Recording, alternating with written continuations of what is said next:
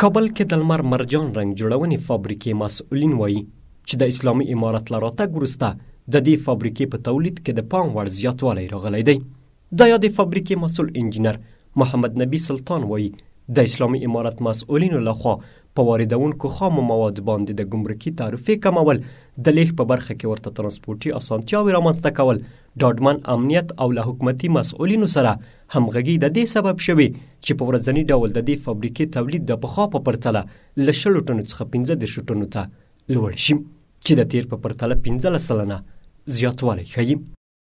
موږ مختلف تولیدات لرو دلته کنه.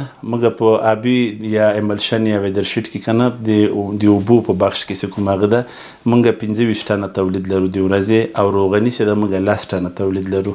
تقریبا چې ټول سره یو ځای کې موږ 15 ټنه تر 16 ټنه پورې د ورځې تولید لرو. ډېر ترې خوشحاله یو د حکومت د امارت اسلامي له مسؤلینو نه همغږي ورسره لرو. لکه تیر ځل موږ تاسو ته مخکې ویل چې موږ په خام موادو باندې تعرفې لږ اوچتې شوې، موږ ورغلو هغوی سره کېناستلو، نو د موږ غږ یې واورېده، بیرته یې په خام موادو باندې موږ ته تعرفه کمه کړله، د پخوا په شان 1% راته کړله، او کوم مشکل نه ورسره لرو. د امنیت له نګاه نه ډېر ښه ده سیسټم یې.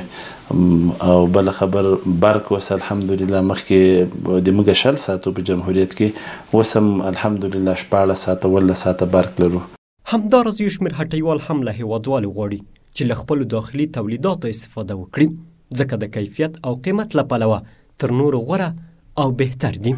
از هموطنان عزیز خواهش میکنیم که از استفاده وطن استفاده کنند، تولیدات وطن استفاده کنند. از پاکستان ایران چه اونجا بار که بیاد به قیمت 3 برابر تمام میشه. از این قیمتشان مناسب است، تولیدشان خوب شه، از کارشان خوب شه.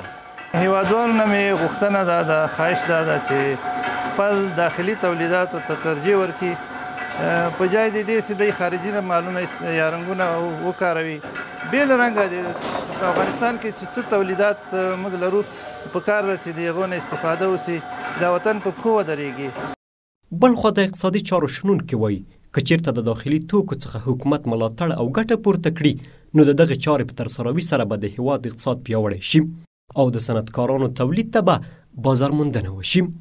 که چیرې بیا د داخلي تولیداتو څخه د حکومت ملاتړ صورت عمومي او بیا په هیواد کې د ټولو اتباعو څخه دودیز شکل باندې ګټه پورته شي، تر څو له داخلي توکو څخه استفاده وشي، دا چاره د دې باعث ګرځي تر څو مو اقتصاد ورسره پیاوړی او مضبوط شي.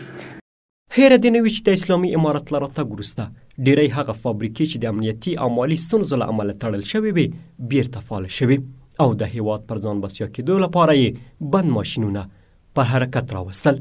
مجیدي حریت رادیو، کابل.